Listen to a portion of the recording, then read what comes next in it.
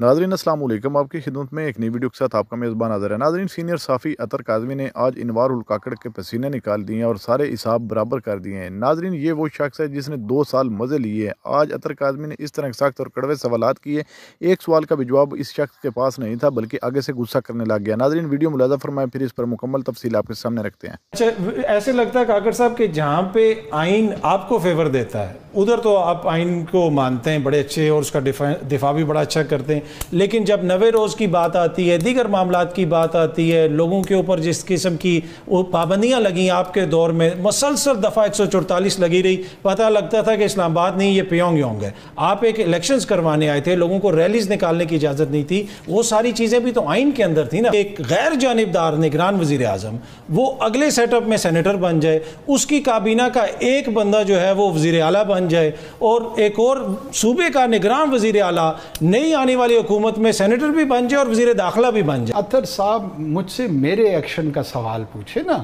आप मुझसे जो है ना मेरे परदादा का सवाल अगर पूछेंगे कि वो गांव से क्यों नहीं निकले। किसी भी ताजिर को मुनाफा कमाना उसका शरई और कानूनी हक है, पर नाजायज़ मुनाफा नहीं। आप कौन होते हैं उसको डिटरमिन करने वाले? सर, आजकल जो एक चीज़ बहस चलती रही गंदम के हवाले से, अब हुकूमती रिपोर्ट भी सामने आ गई है, निगरान दौर के किसी बंदे का नाम नहीं आया, किसी को तलब नहीं किया गया, 4 अफसरान को मुअत्तल करने की मंजूरी दी गई है जो फूड सिक्योरिटी वाले लोग हैं। तो इतने ताकतवर हैं आप कि आपने अपना नाम निकलवा लिया इस सारे मामले से, या फिर आपका नाम था ही नहीं इसमें? मैं दरख्वास्त करूँगा कि मीडिया के जितने भी दोस्त हैं वो अपना काम अगर ख़ुद करे ना तो बहुत आसानी हो जाएगी। पूरे मीडिया में एक नैरेटिव चलाया गया, मैं तमाम लोगों को कह रहा हूँ जिन्होंने इस पे प्रोग्राम किए, कि वो जोहल का लफ्ज़ थोड़ा सख्त हो जाएगा कि उन्होंने तकलीफ़ ही नहीं की, आपने प्रोग्राम किए, आपने कहा जी बड़ा बड़ा माल बनाया गया है, बड़े बड़े लोग इसमें इन्वॉल्व हैं। ये जितने लोग ये प्रोग्राम कर रहे थे ये सब अपने अपने प्रोग्रामों के हिवज़ माल बना रहे हैं। कोई आदमी अगर मौलाना तारिक जमील साहब के फुट स्टेप्स पे चलते हुए इबलाग कर रहे हैं, दावत का काम कर रहे हैं, तो मुझे बता दें। नहीं, इसमें अर्ज मेरी जी अर्ज में सुन, आपने सवाल किया, चूँकि प्राइवेट ट्रांजैक्शन में प्रॉफिट मेकिंग एक लेजिटिमेट एक्ट है जिसको कोई रियासत मदीना की बनाना चाह रहा है, कोई और रियासत बनाना चाह रहा है, उस शरीयत मोहम्मदी सल्लल्लाहु अलैहि वसल्लम के तहत किसी भी ताजिर को मुनाफा कमाना उसका शरई और कानूनी हक है, पर नाजायज़ मुनाफा नहीं। भाई मैं कौन होता हूँ उसको डिटरमिन करने वाला और आप कौन होते हैं उसको डिटरमिन करने वाले? सर, एज ए वज़ीर आज़म आप अथॉरिटी हैं कि आप कंपटीशन कमीशन है, ये सारी चीज़ें हुकूमत के नीचे होती हैं। एक मिनट, इसका मतलब ये है कि मैं मुल्क में प्राइस कंट्रोलिंग का निज़ाम मौजूद है। अच्छा, जो काम हम करते थे तो सबसे पहले सवाल आप जैसे दोस्त करते थे, तो इनका मैंडेट ही नहीं है, क्यों कर रहे हैं? कोई काम करने से पहले हमारे मैंडेट पर सवाल करते थे। सर, आपको ये नहीं लगता कि कितनी गंदम उसकी पैदावार होगी, फोरकास्ट करना हुकूमती महकमों का काम है, थोड़ा सा प्रेडिक्ट करना कि ताकि वो क्या वहाँ पे आपको कोताही वहाँ पे भी नजर नहीं आता? कोताही नहीं है। फिर ये क्यों किसान क्यों रो रहा है आज? ये क्या मसला है? यही मैं अर्ज करूँ, एफर्ट करें, इन्वेस्टिगेट करेंगे क्या इशू है। फिर ये जो 4 अफसरान को मुअत्तल किए तो मुझे नहीं पता ये क्यों कर रहे हैं? फिर मतलब कि इनको कुर्बानी का बकरा बनाया जा रहा है। देखिए अतर साहब मुझसे मेरे एक्शन का सवाल पूछे ना, आप मुझसे जो है ना मेरे परदादा का सवाल अगर पूछेंगे कि वो गांव से क्यों नहीं निकले। हनीफ अब्बासी साहब, उन्हीं की जमात के वोटों से आप सेनेटर बने हैं, उन्होंने कहा और आपने उनको फॉर्म 47 की बात की ना, मैंने की है, फॉर्म 47 10 दफा इसकी तरदीद कर चुका हूं, कोई नहीं जो मीडिया पूरे में रिपोर्ट मैं कर रहा ना, आप तहकीक नहीं करते। मैं उनके पार्टी के वोटों से सेनेटर नहीं बना, आपको नहीं पता, आप आज़ाद बने। देखिए अब आप, ये मेरा अकेला है, आप तहकीक करें सर, मालूमात करें। मतलब पीपल्स पार्टी और नून लीग की हुकूमत है, तो मेरे पीपल्स पार्टी और नून लीग की हुकूमत है, आपने इसको काटना नहीं है। नहीं, बिल्कुल नहीं काटूंगा सर। पीपल्स पार्टी और नून लीग की हुकूमत है, उन्होंने डिसाइड किया कि हमने कौन कौन सा सेनेटर लेके आना है। बलोचिस्तान से वो आपको भी ले, अहमद वली खान साहब को भी लेके आए, तो उन्हीं की हुकूमत है। आपकी बात, हाँ, बिल्कुल बिल्कुल, यही मैं कह रहा हूँ, आप अपनी तहकीक नहीं करते। ठीक है, वहाँ पर एक फार्मूला बना कि हम अनअपोज्ड इस दफ़ा इलेक्शन कंडक्ट करवाएंगे सेनेट का। वजह उसकी ये है कि लेन देन के इल्ज़ामात होते हैं, पैसों के इल्ज़ामात होते हैं। वहाँ ये फार्मूला किसने बनाया? आप सुन तो लें, फिर उसको मैं बता दूंगा किसने बनाया। नहीं, किसने बनाया? ये कोफी अनान ने बनाया। नहीं यार सुन तो लें। पीपल्स पार्टी और नून लीग ने बनाया।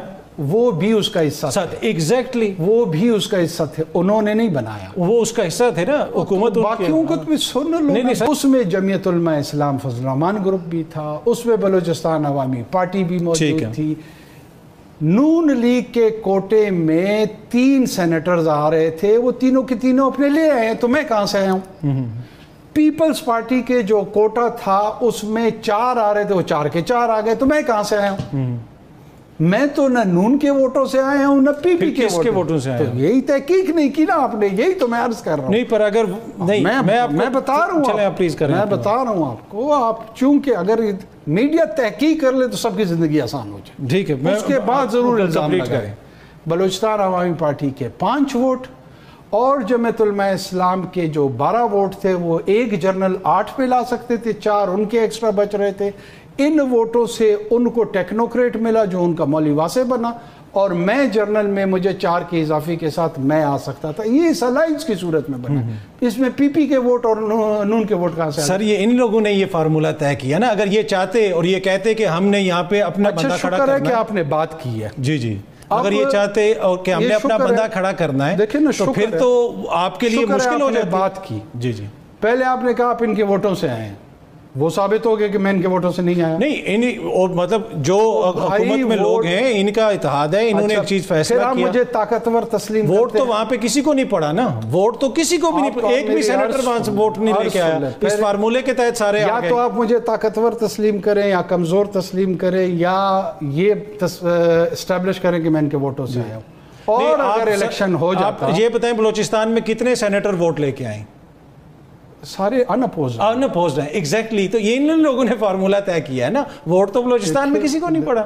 अभी देखिए, मैंने आपकी बात जहाँ से शुरू की, फिर कह देता हूँ, मुझे नहीं समझ आ रहा। सर, आपने कहा आप इन्हीं के वोटों से आए हैं, मैंने कहा नहीं आया हूँ। वो मैंने आपको एस्टेब्लिश कर दिया कि इनके वोटों से इनके अपने लोग आए हैं। ठीक है, मैं जिन वोटों की बदौलत सेनेट में नुमाइंदगी कर रहा हूँ, वो ये 5 और वो 4 वोट है, वो इनके वोट नहीं है। अगर इलेक्शन होते भी, फिर आप कहते हैं कि मैं इतना ताकतवर हूं, तो फिर ये मुझसे कैसे जीतते? वो वोट तो फिर भी मुझे ही पड़ने थे। ठीक है, ये मेरे वोट ये नहीं छीन सकते थे। चले, ये मैंने आपका मौक़िफ़ मान लिया। आपने कहा कि सहाफ़ी तहकीकात नहीं करते। बतौर निगरान वज़ीर आज़म, मेरे ख्याल में आप वाहिद वज़ीर आज़म थे जिसने सबसे ज़्यादा गैर मुल्की दौरे किए। हमने राइट टू इन्फॉर्मेशन के तहत एक वकील के ज़रिए इंफॉर्मेशन कमीशन को लिखा, आज तक आपके अखराजात का उन्होंने नहीं बताया कि जी कितने खर्चे हुआ था। आपको पता है कितना खर्चा हुआ था आपके दौरों पे? मेरे सबसे कम खर्चे हुए थे और मैं शुक्र अदा पर ये क्यों नहीं फिर राइट टू इन्फॉर्मेशन के तहत एक बाकायदा अब जो है इंफॉर्मेशन कमीशन में गया हुआ है, बैरिस्टर अबूज़र सलमान नियाजी की एप्लीकेशन है और उनको वो नहीं दिया जा रहा, और वो इस केस को अब आगे वो परसू कर रहे हैं। देखिए, मैं तो आप सहाफ़ियों को आप गिला तो करते हैं, पर अगर हम राइट टू इन्फॉर्मेशन के तहत किसी कुछ मंगवाना चाहें तो मिलता नहीं है समटाइम्स। अभी मैं आपका गिला दूर कर देता हूँ।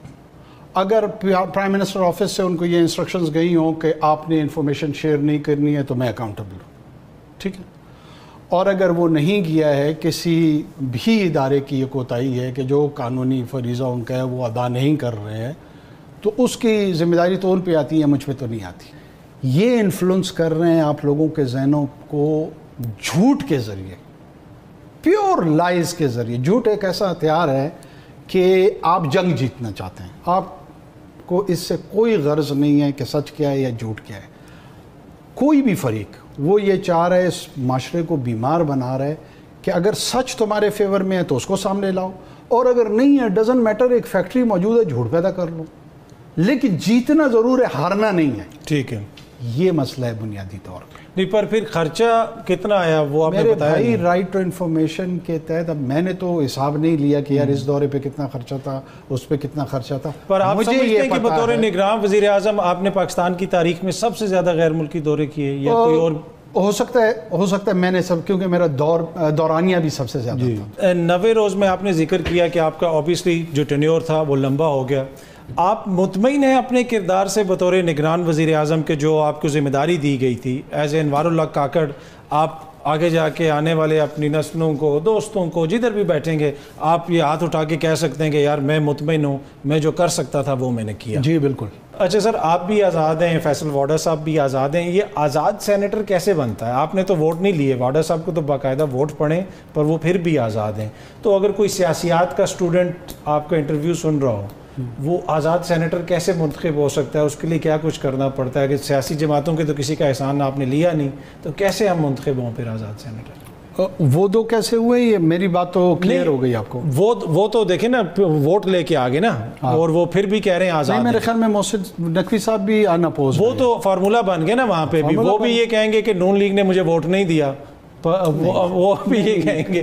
پر میں یہ کہہ رہا ہوں کہ آزاد سینیٹر کیسے بننا چاہیے. کنفیوز کر رہے ہیں آپ. اس فارمولے میں ان کے حصے میں نون لیگ کے ووٹ آ رہے تھے، میرے فارمولے میں نہ پی پی کا نہ نون لیگ کا ووٹ نہیں آیا ہے. ٹھیک ہے، میں میں عرض کر رہا ہوں نا کہ مسئلہ ہے کہ پورے بلوچستان کی اتنی بڑی آبادی ہے، ان لوگوں نے آپ کو سلیکٹ کیا نا، تو کوئی آپ نے ان سے سیاسی کوئی رابطہ کیا ہوگا، کوئی بات چیت کی ہوگی. ویسے تو نہیں ہو سکتا وہ کہتے اطہر کاظمی کو ہم سینیٹر بنا رہے ہیں، ایسا تو نہیں انہوں نے کہا. انہوں نے آپ کو بنایا، تو آپ نے کسی نہ کسی سیاسی جماعت سے کوئی تو رابطہ کیا ہوگا نا سر. کون سی سیاسی جماعت سے؟ جنہوں نے جو بھائی وہاں پر چیف منسٹر بلوچستان سرفراز بگٹی صاحب موجود تھے، وہ اس میں پیپلز پارٹی کی جانب سے تھے. جعفر مندوخیل ان کا صوبائی صدر نون لیگ کا تھا، وہ اس نیگوسیشن میں موجود تھے.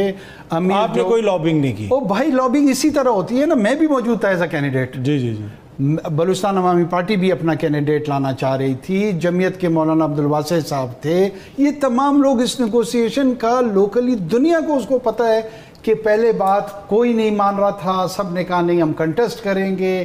پیپلز نے کہا ہمارے اتنے زیادہ آ سکتے ہیں، نون نے کہا ہمارے اس طرح آ سکتے ہیں. اس میں ہم نے کون سا گناہ کیا؟ نہیں، کوئی گناہ نہیں کیا سر. اب آپ سینیٹر ماشاءاللہ بن گئے. سرفراز بگٹی صاحب کا آپ نے ذکر کیا، وہ وزیر اعلیٰ بن گئے. محسن نقوی صاحب سینیٹر بھی بن گئے، وزیر داخلہ بھی بن گئے. کیا آپ سمجھتے ہیں کہ سر یہ آئینی اصولوں، تقاضوں اور جمہوریت کے اصولوں کے مطابق ہے کہ ایک غیر جانبدار نگران وزیر اعظم وہ اگلے سیٹ اپ میں سینیٹر بن جائے، اس کی کابینہ کا ایک بندہ جو ہے وہ وزیر اعلیٰ بن جائے، اور ایک اور صوبے کا نگران وزیر اعلیٰ نئی آنے والی حکومت میں سینیٹر بھی بن جائے اور وزیر داخلہ بھی بن جائے؟ تو پھر اس کے اوپر جو لوگ اعتراض کرتے ہیں، کہیں نہ کہیں تھوڑا وزن تو ہے نا سر اس میں. اعتراض کرنا ان کا حق ہے.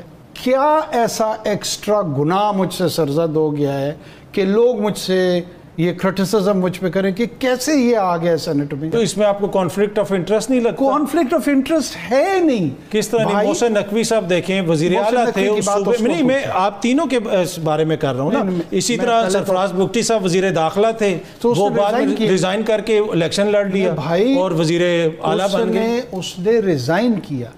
اگر وہ کیئر ٹیکر منسٹر کے طور پہ کنٹینیو ہوتا اور کتنے ماہ وہ کنٹینیو رہے؟ وہ 2-2.5 مہینے یا 3 مہینے جتنے بھی ماہ رہے ہیں. اس نے ریزائن کیا. اس کی ریزگنیشن کو لوگوں نے جو ریلیونٹ فورمز تھے وہاں پر لے کر گئے. ڈونٹ یو تھنک کہ اس پہ آئی بروز ریز ہوں گے سر؟ دیکھیں یہ پہلی دفعہ پاکستان کی تاریخ میں ہوا ہے کہ نگران سیٹ اپ کے لوگ اگلے سیٹ اپ میں اس طرح کے بیٹھے ہوئے. بھائی پہلے تو نگران سیٹ اپ کے لوگ خود الیکشن لڑتے تھے کی پوسٹ پہ سر. ماشاءاللہ آپ کو پتہ ہے نا 90 کی دہائی میں نگران حکومت کے لوگ الیکشن بھی لڑتے تھے. قانون نہیں تھا موجود، پھر آپ نے قانون بنا دیا. آصف زرداری صاحب کیئر ٹیکر منسٹر تھے. اس سے پہلے کوئی نون کے حکومت ہوتی بنانے کی کوشش ہو رہی ہے. اس طرح آپ جا رہے ہیں پھر تو ہم 70 میں چلے جائیں گے، 60 میں چلے جائیں گے. ہم نے آگے جانا ہے. یہ بھائی موجودہ حکومت اور موجودہ قوانین کے تحت جب میں آپ کو ایکسپلین کر رہا ہوں کہ میں امیڈیٹ الیکشن سینیٹ کا لڑ سکتا تھا، آپ نہیں مان رہے. نہیں، میں نے ختم یہ نہیں کہا کانفلکٹ آف انٹرسٹ. آپ کو میں صرف آپ سے پوچھ رہا ہوں کہ کانفلکٹ آف انٹرسٹ آپ کو لگتا نہیں؟ میں آپ کی ذات کی نہیں، ایک سوچ کی بات کروں. ہو سکتا ہے آپ اس سوچ کو بنیاد بنا کے سوال اٹھا رہے ہیں نا.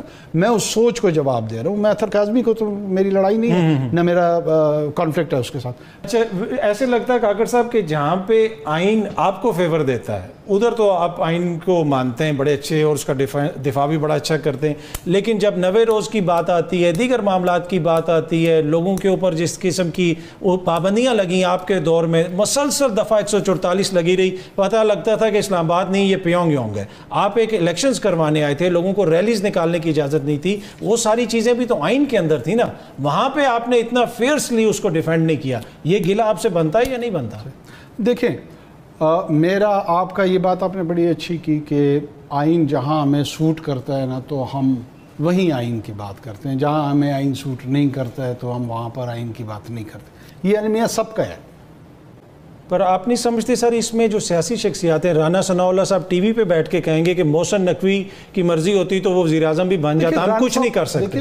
اب یہ دیکھیں نا، عوام پھر کہیں آؤٹ آف دا بلو تو کوئی چیز نہیں نکالتی ہے. نون کا ترجمان ہوں نہیں، میں صرف یہ عرض کر رہا ہوں کہ میں عوام کے بیاف پہ میں یہ کہہ رہا ہوں کہ جو عوام جو یہ کرتی ہے کوشچنز، وہ اس لیے کرتی ہے کہ سیاسی شخصیات، حکومتی شخصیات یہ کہیں کہ محسن نقوی کی مہربانی ہے کہ وہ وزیر داخلہ پہ رک گیا ہے. تو پھر دیکھیں کوشچنز تو ہوں گے. میں نے عرض کیا آپ کو، آپ مجھ سے یہ سوال اپنے طور پہ کر لیں، میں کیوں نون یا ران صاحب یا کسی اور صاحب کے حوالے سے کوئی گفتگو کروں؟ مناسب نہیں ہے. جس آئین کو آپ جس کا ذکر کر رہے ہیں اسی آئین کے اندر لکھا ہوا ہے کہ پیسفل اسمبلی کا رائٹ، الیکشنز پیریڈ کے دوران جلسے جلوس کا رائٹ. آپ نے پیونگ یونگ بنا دیا اسلام آباد کو. لگتا ایسے تھا کہ ایک جماعت کی ہر گاڑی کے پیچھے آپ نے دفعہ 144 لکھا ہوا ہے، اس کے لیڈران جدھر جاتے تھے.